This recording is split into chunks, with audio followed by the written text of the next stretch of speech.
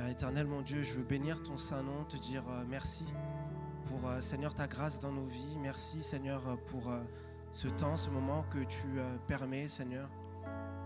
Ce moment où tu nous permets, Seigneur, de nous approcher de toi, Seigneur. Ce moment où tu nous permets de te louer, de t'adorer. Ce moment où tu nous permets d'entendre ta parole, d'entendre tes instructions, d'entendre, Seigneur, mon Dieu, les choses que tu as à nous dire. Seigneur, merci parce que tu es Dieu et tu n'es pas obligé, Seigneur, d'être en contact avec nous. Personne ne t'oblige à ça. Mais Seigneur, toi, tu le fais par amour pour nous et ta grâce envers nous, Seigneur Dieu, elle est si grande, elle est si imméritée, Seigneur, on ne te mérite pas. Mais Seigneur, toi, tu fais preuve de grâce envers nous et je te dis merci. Merci de nous avoir gardés tout au long de la semaine. Merci de nous avoir gardés, Seigneur mon Dieu, tout au long de cette matinée. Seigneur, tu connais chacune des personnes qui viennent dans ce lieu. Seigneur, tu sais que certains viennent de loin. Tu sais que certains, Seigneur Dieu, viennent au gré, Seigneur Dieu, de nombreux dangers. Mais Seigneur, c'est toi qui nous gardes, c'est toi qui nous protège, c'est toi, Seigneur Dieu, qui nous accorde la santé, c'est toi qui fais toutes choses dans notre vie. Alors Seigneur, reçois ce matin, Seigneur Dieu, l'expression Seigneur, du peu que l'on a à te donner. Seigneur, certes, les choses ne sont peut-être pas parfaites. Seigneur, ce n'est peut-être pas un culte parfait, ce n'est peut-être pas une louange parfaite, ce n'est peut-être pas un message parfait, mais Seigneur, c'est le peu, Seigneur, qu'il y a dans notre cœur et que l'on veut te donner et que l'on peut te donner. Alors Seigneur, reçois ça ce matin comme, Seigneur, un parfum de bonne odeur. Reçois le cœur de chacun, Seigneur Dieu, comme un parfum de bonne odeur. Merci Seigneur Dieu parce que c'est toi qui nous montres que les prières, Seigneur Dieu, ne sont jamais, Seigneur Dieu, une question de longueur de temps, mais Seigneur, c'est une question de cœur et de disposition. Alors Seigneur, reçois, Seigneur Dieu, la prière, même la plus petite, Seigneur, d'un de tes enfants ce matin. Reçois-la, Seigneur, comme une expression sincère. Que ton nom soit glorifié, Seigneur Jésus.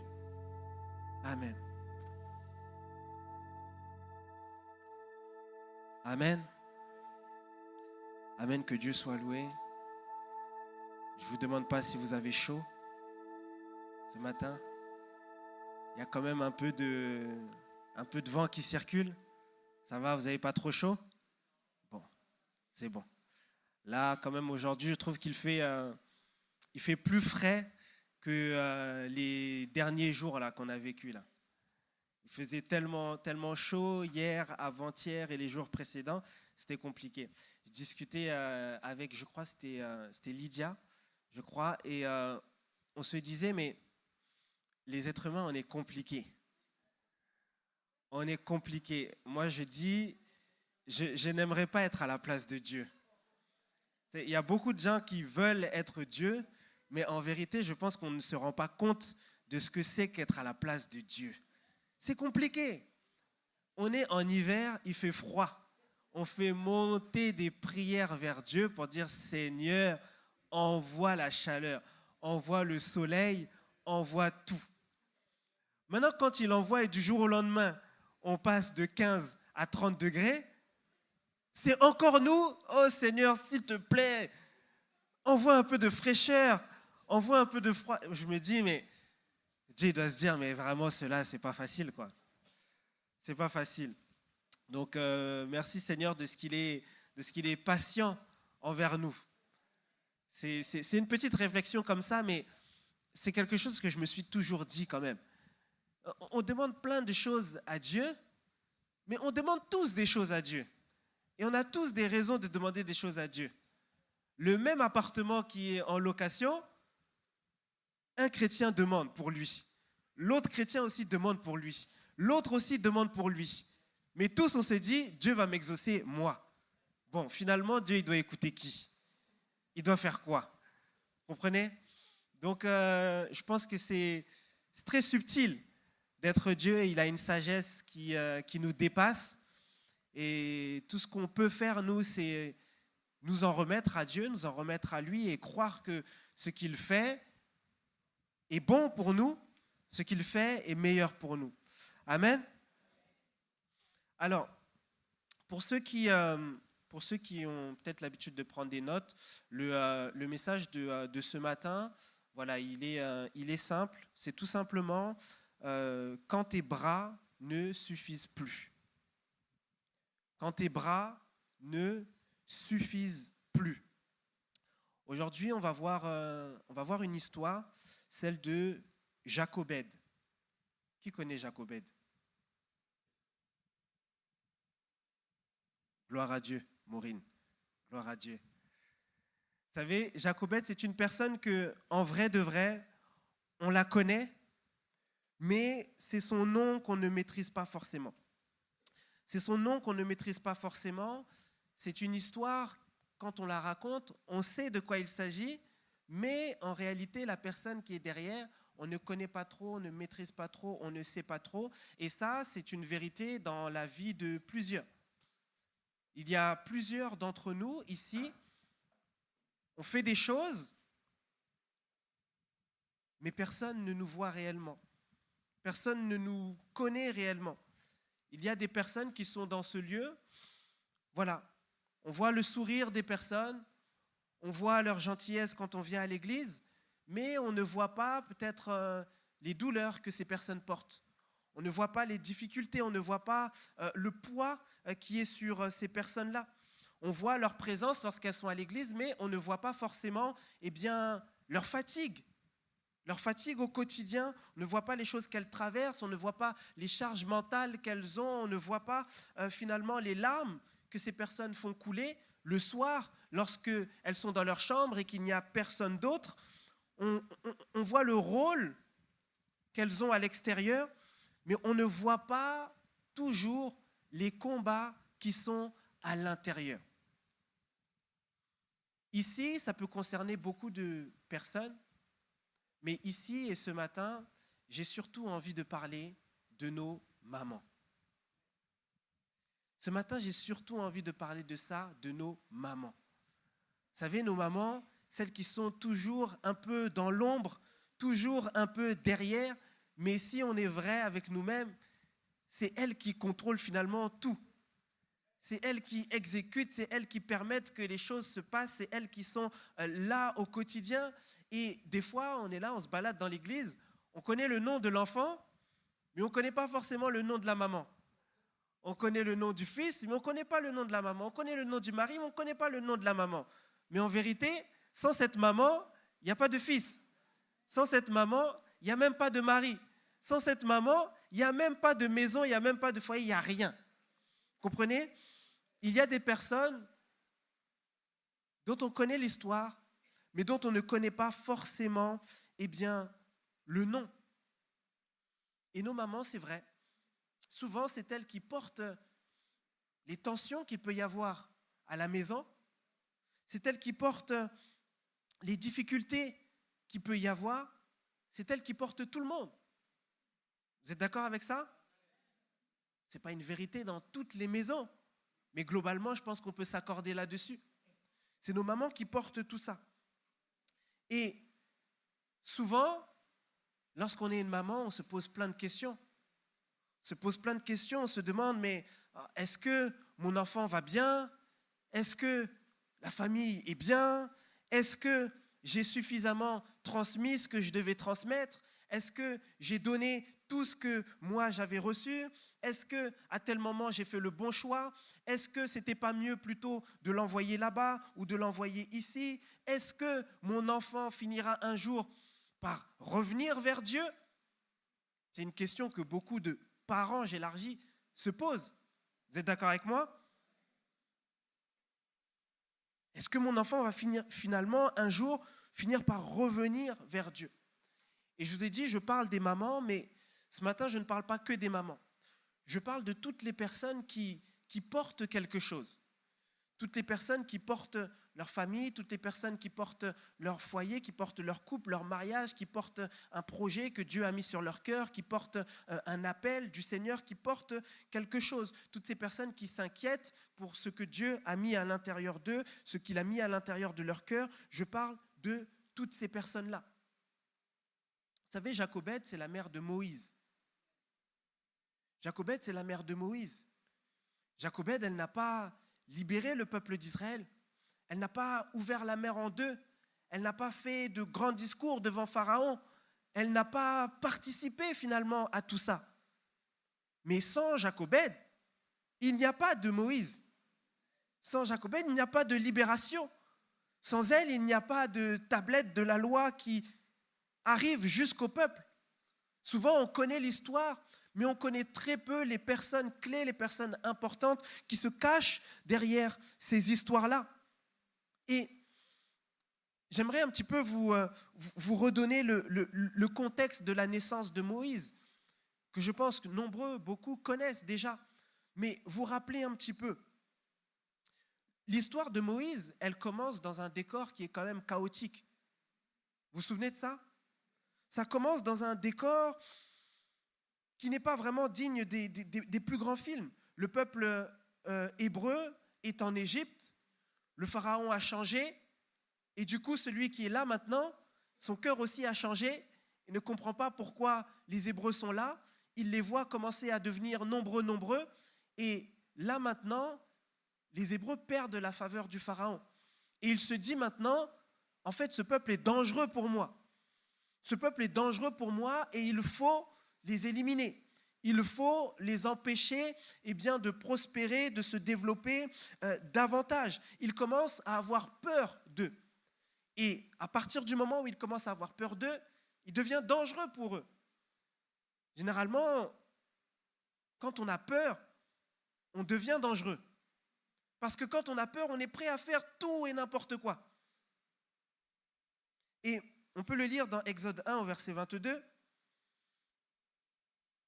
Exode 1 au verset 22 qui nous dit « Alors Pharaon donna cet ordre à tout son peuple. Vous jetterez dans le fleuve tout garçon qui naîtra et vous laisserez vivre toutes les filles. Vous jetterez dans le fleuve tout garçon qui naîtra et vous laisserez vivre les filles. » C'est quand même brutal. C'est quelque chose quand même de violent. Ici, on parle de meurtre. On parle de choses complètement chaotiques. Mais ce qui est intéressant de remarquer, c'est que dans ce passage ici, Pharaon, lui, il ne cherche pas juste à tuer des personnes. Il ne veut pas juste s'en prendre à des petits garçons. Mais Pharaon, lui, ce qu'il fait, c'est ce que l'ennemi fait souvent dans nos vies, c'est qu'il essaye de détruire complètement notre avenir. Il essaye de détruire notre destinée avant même qu'elle n'ait pu éclore.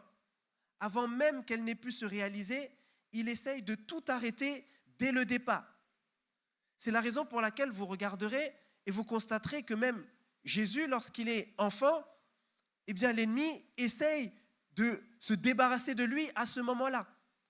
Parce que lorsque quelque chose est encore dans une phase de développement, de croissance, c'est à ce moment-là que l'ennemi s'agite un maximum, qu'il s'agite un maximum pour pouvoir détourner cette chose, pour pouvoir l'éliminer et pour faire en sorte que la destinée qui était prévue puisse être complètement anéantie. Et je dis ça pourquoi ? Je dis ça pour qu'on comprenne pourquoi est-ce que la jeunesse, les enfants, souvent sont dans des combats compliqués, des combats qu'on ne comprend pas toujours, des combats avec lesquels parfois les parents ont du mal. Et des fois, on vient à pointer du doigt les enfants, mais on ne réalise plus quelque chose, c'est que la volonté de l'ennemi, c'est de les déstabiliser là où ils sont. La volonté de l'ennemi, c'est de les détourner là où ils sont. La volonté de l'ennemi, c'est de les mettre à terre tout de suite et maintenant.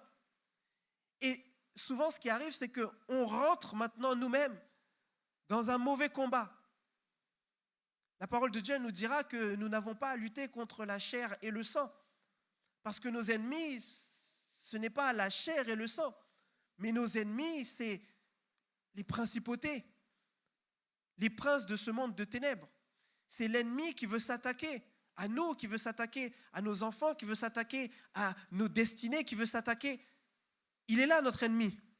Et parfois, on est tellement concentré sur le mauvais combat, à savoir les parents combattre les enfants et les enfants combattre les parents et les frères combattre les sœurs et les sœurs combattre les frères, que l'on perd de vue l'essentiel.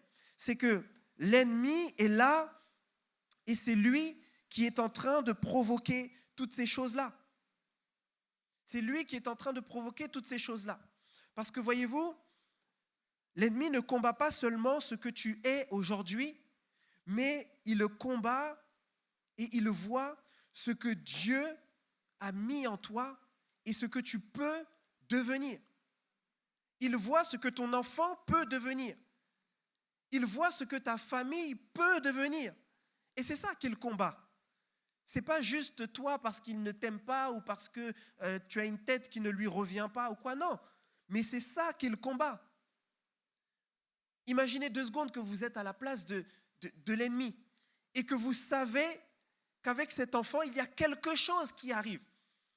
Vous ne savez pas quoi, mais vous savez qu'avec ce Moïse, quelque chose de grand va se passer. Imaginez-vous à sa place un instant. Est-ce que vous allez chercher à le laisser vivre ? Vous allez tout faire pour l'arrêter, tout faire pour le déstabiliser. Et parfois, c'est ce que l'ennemi fait, eh bien, dans notre vie également. C'est ce que l'ennemi fait lorsqu'il s'agite, il s'agite. Et tu vois ton enfant, tu vois ta famille, tu vois tes proches, les gens que tu aimes, dans des combats qui ne terminent pas et depuis des années. Mais je le répète ce matin parce que c'est important. Cherchons à mener les bons combats. Ne nous combattons pas entre nous, mais cherchons à mener les bons combats. Moïse, il est né déjà dans une société qui ne veut pas de lui. Il naît dans un monde, dans un contexte où on ne veut pas de lui. Mais est-ce que ça ne vous fait pas penser à quelque chose ? Moi, je vois aussi la société dans laquelle on se trouve aujourd'hui. Je vois les enfants qui naissent dans la société d'aujourd'hui. Vous savez, aujourd'hui, on se plaint beaucoup. Oui, mais qu'est-ce que les professeurs enseignent à l'école aujourd'hui ? Qu'est-ce que les parents d'élèves de je ne sais quoi disent aux enfants ? Qu'est-ce que ceci ? Qu'est-ce que cela ? Mais en fait, on se bat même entre nous, mais on oublie que derrière, l'ennemi a un plan aussi. Que l'ennemi essaye, son objectif, ce n'est pas juste aujourd'hui, mais c'est de faire grandir une génération pervertie demain. Parce que la génération qui sera pervertie demain ne sera pas focus et ne sera pas concentrée sur l'essentiel. La génération qu'il a réussi à distraire aujourd'hui avec des choses futiles, c'est une génération qui n'aura pas forcément soif de lui demain. Et c'est la raison pour laquelle, lorsque l'on voit toutes ces choses autour de nous, eh bien, on doit comprendre qu'effectivement, dans notre vie, dans notre marche chrétienne, en tant que maman, en tant que papa, en tant que frère, en tant que sœur, en tant qu'oncle, eh bien, nous sommes dans un combat. Nous sommes dans un vrai combat spirituel. Et c'est la raison pour laquelle la parole de Dieu, lorsqu'on la lit, elle nous fait comprendre que constamment, notre vie, c'est un combat spirituel. Et tant que le Seigneur n'est pas revenu, tant que nos yeux ne se sont pas fermés, nous sommes dans ce combat-là. Et souvent, on l'oublie parce qu'on a tendance à se dire que les combats, c'est que quand moi, personnellement, j'ai des difficultés. Quand je suis malade ou quand je n'arrive pas à payer les factures. Mais on ne se rend pas compte que même lorsque je suis bien, lorsque tout va correctement, lorsque par la grâce de Dieu, j'ai eu mon augmentation, j'ai eu l'avancée que je voulais, j'ai eu la voiture que je voulais, la maison que je voulais, mais il y a des combats qui sont autour. L'ennemi ne te combat pas qu'aujourd'hui, mais il combat également ta descendance dans 10 ans, dans 20 ans. Il combat ce que tu vas laisser, il combat ta postérité, il combat ces choses-là. Et nous devons être en alerte sur ces choses-là. Exode 2, versets 1 et 2 nous dit « Un homme de la maison de Lévi avait pris pour femme une fille de Lévi. Cette femme devint enceinte et enfanta un fils. Elle vit qu'il était beau et le cacha pendant 3 mois. » Ici, on nous dit « Elle vit qu'il était beau ». Vous me direz, est-ce qu'il y a besoin de préciser ça ? Je pense que, je ne sais pas s'il y a déjà une maman qui a vu son enfant bébé et puis a dit, cet enfant-là vraiment, je ne sais pas son visage il vient de qui, mais il ne vient pas de moi.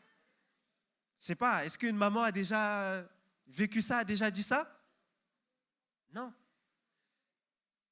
Peu importe comment l'enfant va sortir, un parent va toujours dire « Oh, l'enfant est beau ». l'enfant est mignon. Des fois, dites la vérité. Des fois, quand on vous envoie des photos des nouveau-nés, dites la vérité, s'il vous plaît. Quand on vous envoie les photos des nouveau-nés, est-ce que vous êtes toujours honnête? Oh, mais il est beau! Oh, il est magnifique! Le parent voit toujours la beauté de l'enfant. Donc, l'enfant qui naît, il est toujours beau. Ça, il n'y a même pas besoin nécessairement de le préciser. Mais ici, ce n'est pas de cette beauté-là dont la parole de Dieu nous parle. Et on peut le voir dans Acte 7 au verset 20, Acte 7 au verset 20, qui nous dit que à cette époque, naquit Moïse, qui était beau aux yeux de Dieu. Il fut nourri 3 mois dans la maison de son père. Il était beau aux yeux de Dieu. Jacobède, elle ne voit pas juste quelqu'un qui est mignon, qui est beau physiquement, mais elle arrive à discerner quelque chose. Elle arrive à voir que cet enfant-là, la faveur de Dieu est sur lui. Cet enfant-là a de la valeur et précieux aux yeux de Dieu. C'est dans ce sens-là qu'on nous dit qu'il était beau. La faveur de Dieu est sur lui. Et c'est important parce que Pharaon le voit comme un problème. Mais Jacobède, elle, le voit comme une promesse. Quel est le regard que tu poses sur ton enfant, sur tes enfants, sur les membres de ta famille, sur les gens qui t'entourent? Quel regard tu poses sur eux? Est-ce que tu poses un regard juste physique? Il est beau, elle est belle, il est moche, elle est moche. Ou est-ce que tu poses un regard spirituel sur la personne qui est en face de toi? C'est une vraie question que j'envoie ce matin. Quel est le regard que tu poses sur les gens qui sont autour de toi?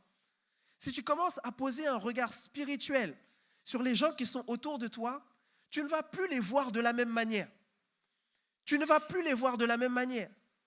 Parce que cette personne que tu vois mal aujourd'hui, demain, peut-être que tu vas la voir comme une âme à gagner. Et ça change tout dans tes relations avec elle. Cet enfant que tu vois comme l'enfant qui te casse la tête, si demain tu arrives à le voir comme un enfant qui a de la valeur aux yeux de Dieu, qui est précieux aux yeux de Dieu, un enfant pour qui Dieu a été prêt à sacrifier son fils unique, mais tu ne vas plus avoir le même regard sur lui. Tu ne vas plus négliger certaines choses. Et c'est parce que Jacobède avait ce regard-là spirituel sur son enfant qu'elle a eu également ce regard protecteur et qu'elle a posé un acte de foi. Parfois, avoir la foi, ce n'est pas poser des actions spectaculaires. Mais avoir la foi, c'est simplement refuser de définir quelque chose comme le monde le définit. Parfois, avoir la foi, c'est simplement, alors que tous les mois, tu es convoqué à l'école, on te dit, mais ton enfant, il est perturbateur, il est turbulent, il est perturbateur, il est turbulent. Avoir la foi, c'est simplement refuser de dire non. Je refuse de définir mon enfant là-dessus. Je refuse de proclamer ces paroles sur lui et de constamment lui dire, mais c'est ça ton identité. Tu es perturbateur et tu es agité. Non, je refuse ça. Avoir la foi, c'est se dire non. Il y a plus à l'intérieur de cet enfant. Dieu a prévu plus pour lui. Dieu a une destinée pour lui. Avoir la foi, c'est se dire que mon enfant ne peut pas et ne va pas être défini uniquement par les allers-retours aux urgences que l'on fait. Il ne va pas être défini par les allers-retours de médecin en médecin en médecin. Oui, peut-être que les médecins disent que cet enfant est fragile, mais avoir la foi, c'est de refuser de définir ton enfant par les choses par lesquelles le monde définit ton enfant. Peu importe ce que l'on dit de lui, il y a certaines paroles que toi, tu dois refuser. La foi, c'est de refuser de se dire que Non. J'ai ce projet que Dieu a mis dans mon cœur. Peut-être qu'aux yeux de tout le monde, ce projet-là, il est inutile. Il ne sert à rien. Peut-être qu'aux yeux de tout le monde, ce projet-là, il n'aboutira jamais.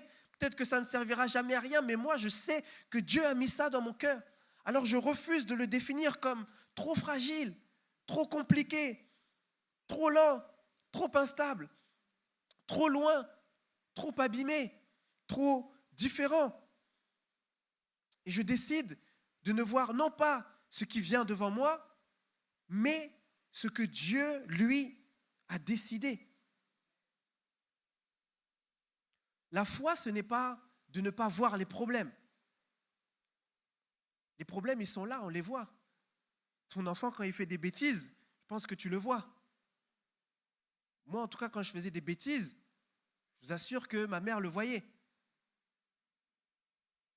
Et des coups, j'en ai pris. J'en ai pris suffisamment. Et ça, je m'en souviens. Mais quand tu as la foi, tu refuses de te dire que mon enfant est destiné uniquement à ça. Et qu'il n'y aura pas d'autre chose pour lui.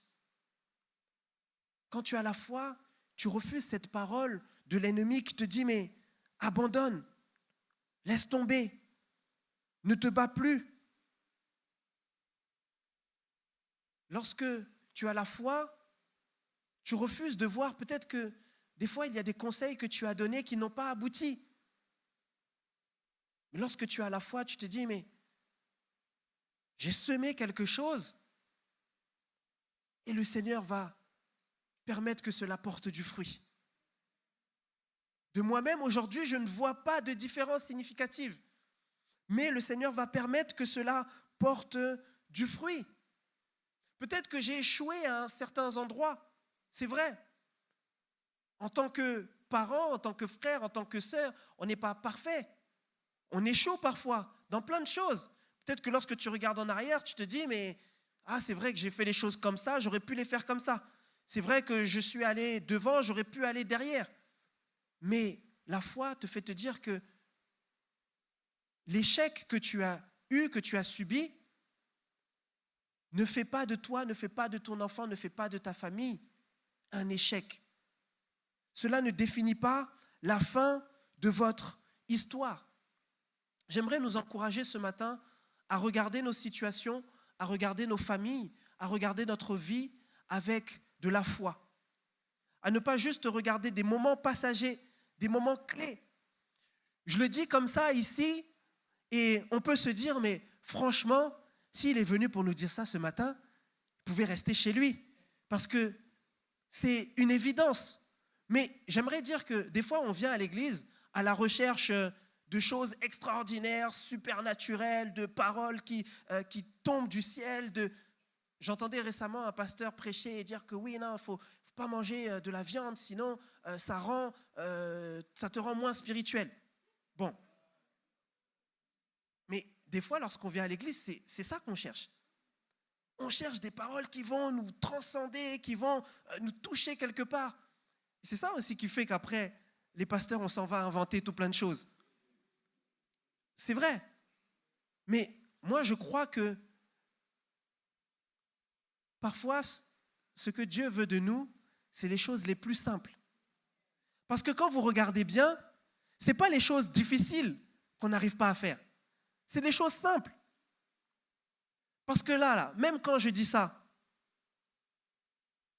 ça ne nous empêche pas de rentrer chez nous et ensuite de regarder le bulletin de l'enfant et de dire, mais celui-là, c'est un incapable. Mais attention aux paroles qui sortent de notre bouche.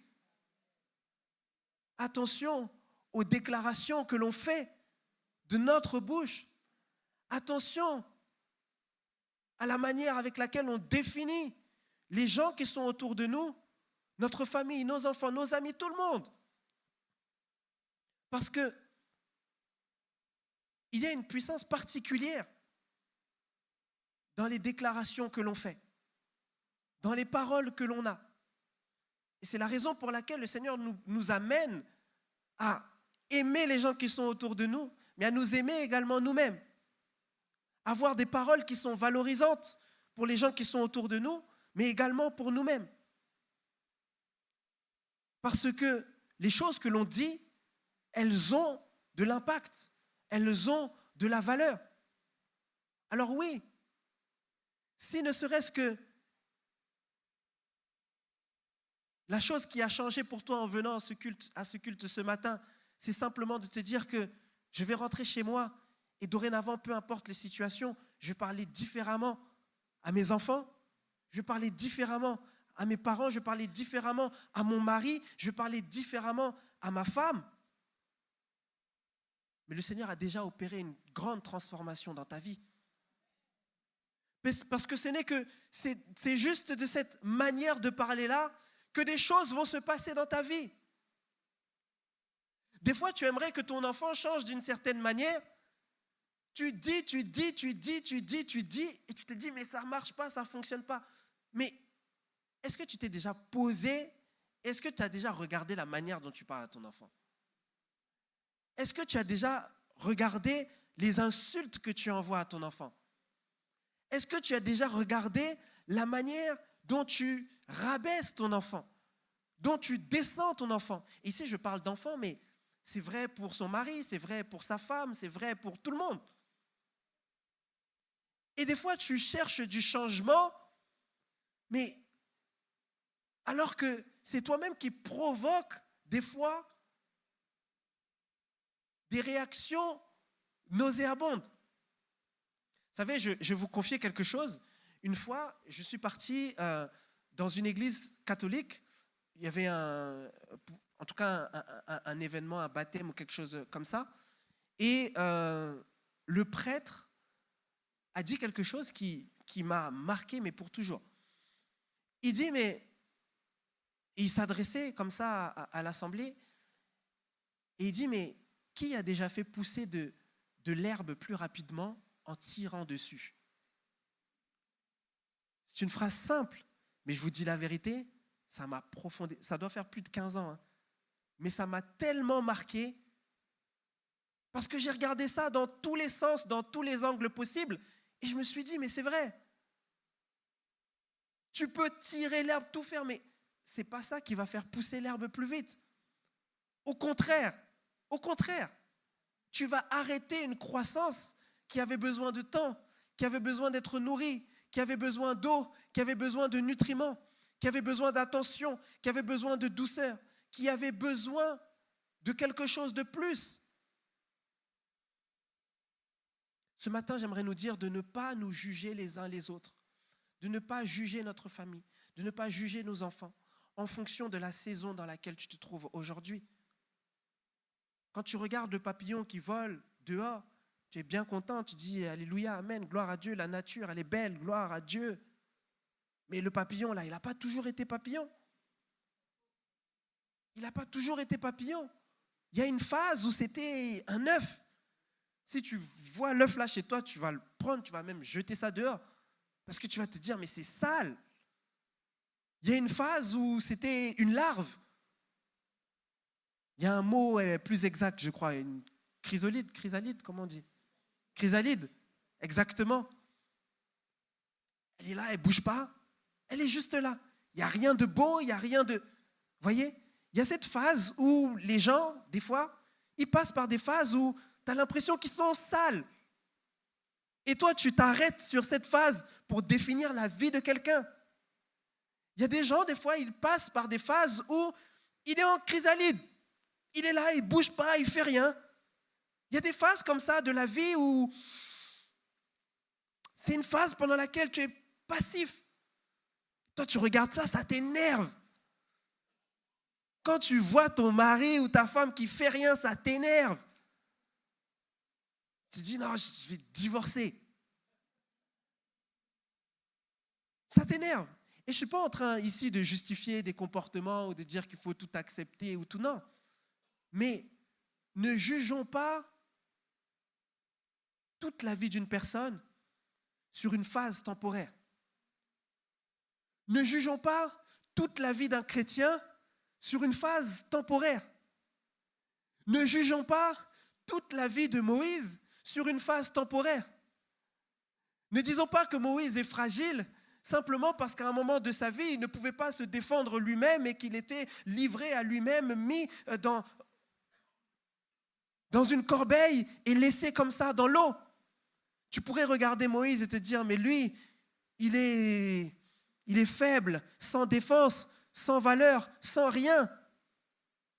Mais tu passes à côté d'un des plus grands prophètes. Tu peux regarder Moïse à un moment donné de sa vie et voir que, mais en fait, celui-là, mais c'est un meurtrier. Moïse a été meurtrier. Hein.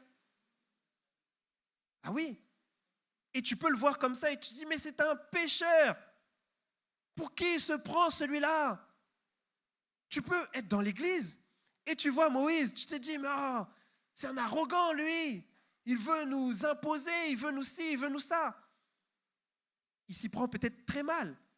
Il le fait peut-être très mal. Mais Dieu ne juge pas Moïse sur un instant de sa vie. Dieu juge Moïse sur ce qu'il a déposé à l'intérieur de son cœur et sur ce qu'il va faire de lui. Ne nous arrêtons pas à ce que l'on voit aujourd'hui. Ne nous arrêtons pas à la période de la vie d'une personne dans laquelle elle est aujourd'hui. Je suis peut-être faible aujourd'hui, mais attends de voir ce que Dieu a prévu pour moi demain. Je ne sais peut-être pas lire les Écritures aujourd'hui, mais attends de voir comment le Seigneur va me remplir de son Saint-Esprit demain. Je ne comprends peut-être rien aux dons spirituels aujourd'hui, mais regarde comment Dieu va m'utiliser puissamment demain. L'apôtre Paul, c'est celui-là qui ne maîtrisait rien de rien, qui tuait les chrétiens, les premiers disciples, qui les torturait, qui faisait des choses extraordinaires. On pouvait se dire, mais celui-là, mais c'est la pire des crapules. C'est lui-même qui se décrit comme ça. Il dit, mais je suis le plus petit d'entre vous tous. Mais regardez ce que Dieu a fait avec lui. Regardez ce que Dieu a fait avec lui.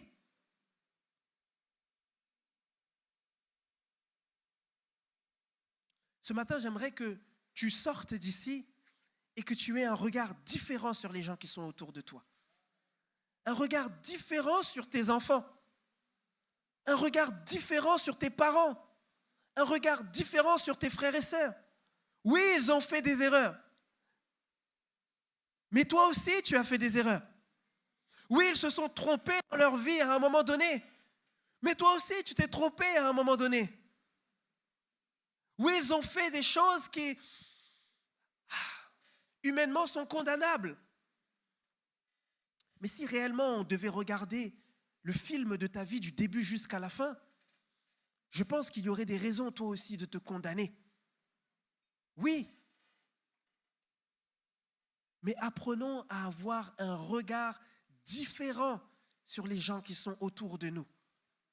Oui, tu vois cette personne qui aujourd'hui est dans le péché. Oui. Et tu te dis, mais cette personne, elle ne fera jamais rien avec Dieu, elle n'ira jamais nulle part, elle ne fera rien. Mais attends de voir ce que Dieu a prévu pour cette personne. Attends de voir ce que Dieu a prévu pour cette personne. Vous savez, Exode 2, verset 2-3 nous dit, elle vit qu'il était beau, elle le cacha pendant 3 mois, et ne pouvant plus le cacher, elle prit une caisse de jonc qu'elle enduisit de bitume et de paix, et elle y mit l'enfant, et elle le déposa parmi les roseaux sur le bord du fleuve. Ce qui m'intéresse ici, c'est qu'à un moment donné, elle se rend compte, regardez un peu l'histoire. Moi, je trouve que l'histoire, elle ressemble à nos histoires de vie. C'est-à-dire que elle a quelque chose que Dieu lui a donné, son enfant, son fils, sa fille, son projet, tout ce que vous voulez, tout ce que le Seigneur a pu vous confier.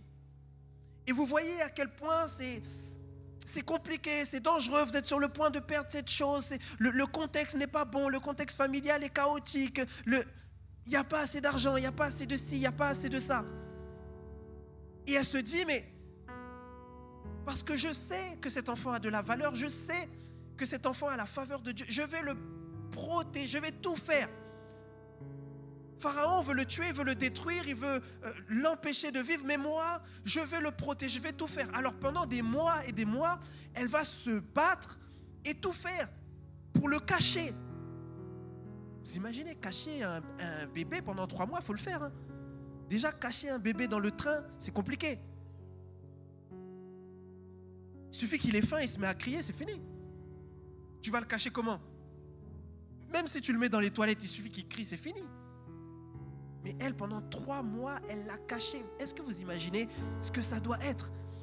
Les moments de peur, d'angoisse, de pression, de crainte, de doute, des fois, dans l'anxiété, tu te dis, mais même les voisins ne doivent pas entendre, parce que si les voisins entendent, ils vont se dire peut-être que, oh, mais pourquoi moi on a pris mon enfant, elle aussi on doit prendre son enfant. Et donc, des fois, elle est là, l'enfant pleure, elle sait que l'enfant est fatigué, elle sait que l'enfant a faim, mais elle doit calmer d'abord l'enfant. Est-ce que vous imaginez le cœur d'une maman, comment elle doit être à ce moment-là?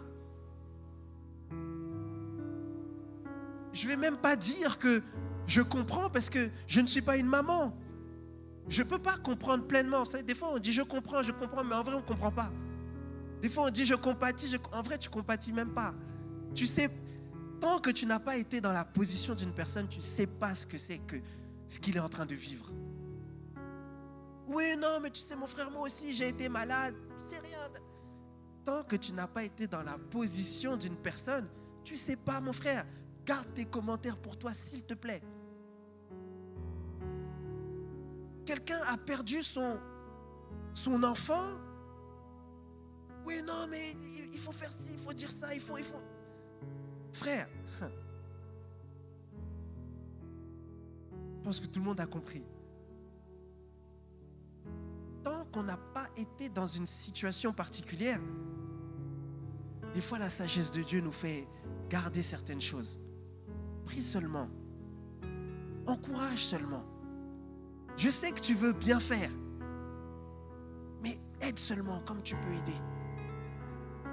Cette femme-là, elle est dans la détresse. 3 mois, c'est long, c'est compliqué. C'est compliqué. Elle fait tout ce qu'elle peut.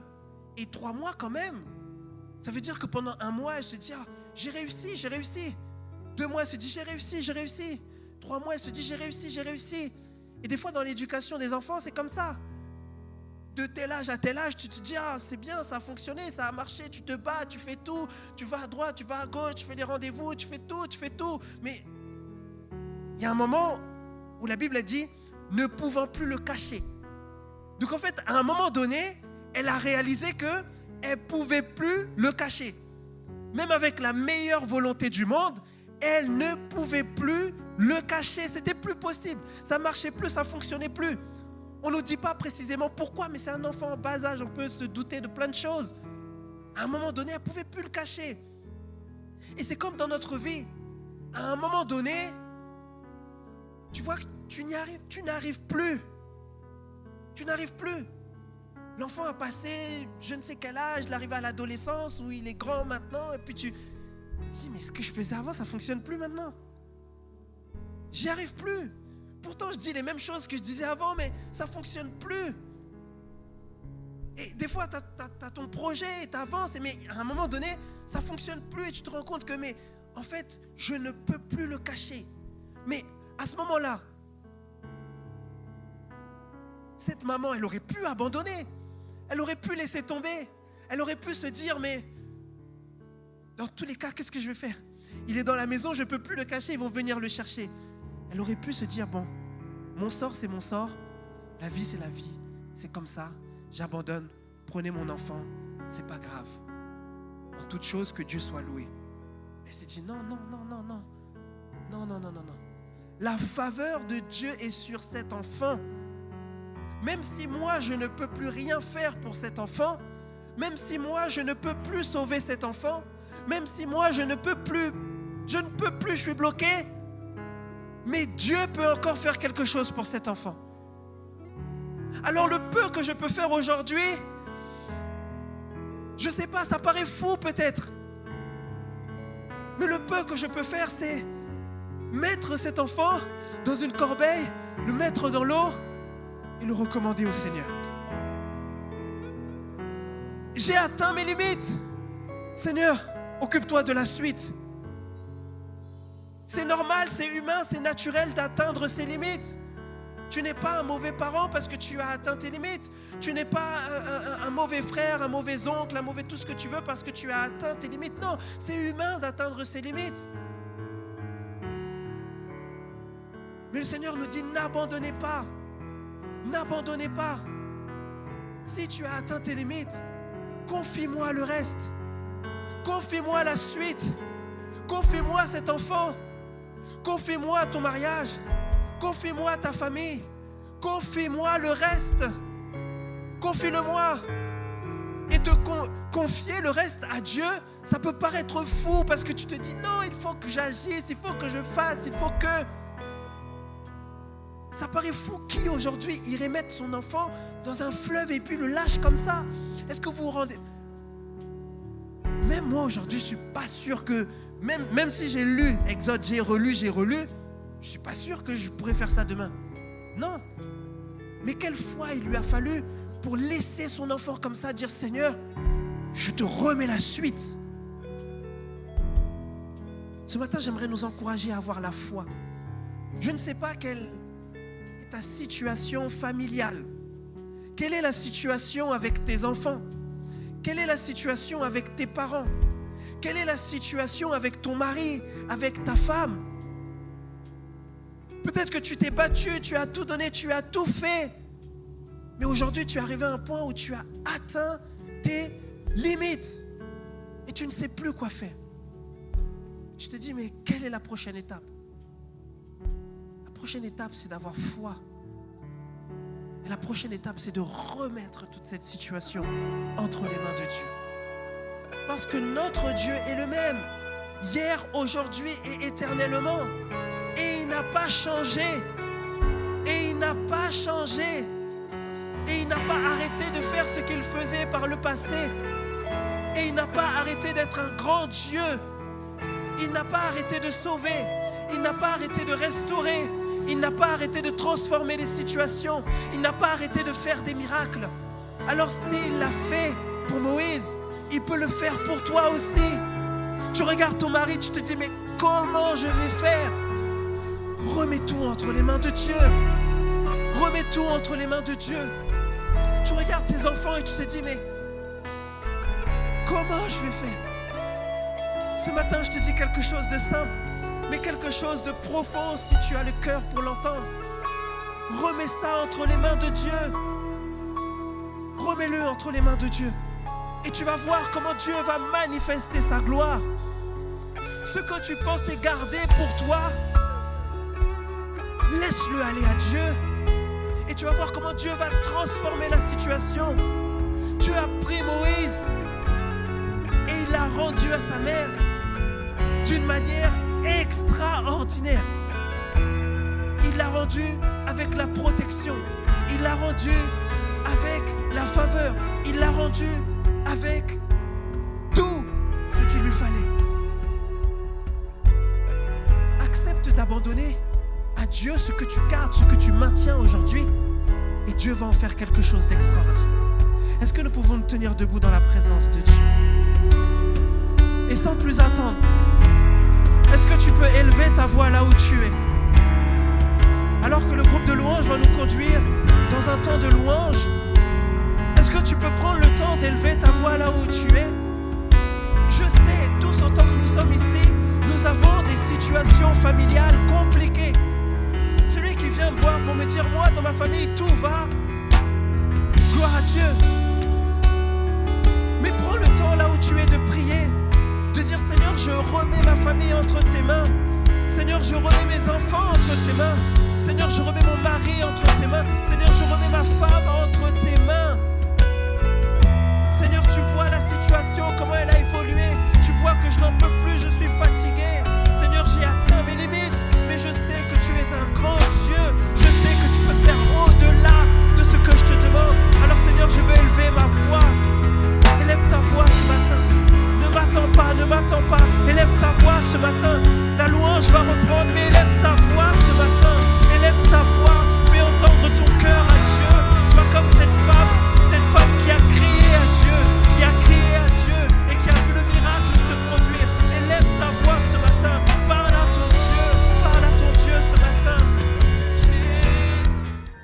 Merci de nous avoir suivis. Si tu as apprécié être avec nous, n'oublie pas de liker et de partager sur les réseaux. Nous proposons chaque dimanche 2 célébrations. Viens nous rejoindre, nous serons heureux de t'accueillir. À la pépinière, tous les âges sont représentés. Viens booster ta foi au contact de ta génération. Besoin d'un rendez-vous ? Nos pasteurs se tiennent à ta disposition. N'hésite pas à les contacter. Si tu as des questions sur la foi ou sur la Bible, tu peux en discuter avec notre équipe pastorale. Inscris-toi dès maintenant. Tu peux suivre nos prédications, posts et actualités sur les réseaux. N'oublie pas de visiter notre site internet. Tu veux t'intégrer et nous connaître un peu plus ? Télécharge dès maintenant notre application et reste connecté. À bientôt, à la pépinière.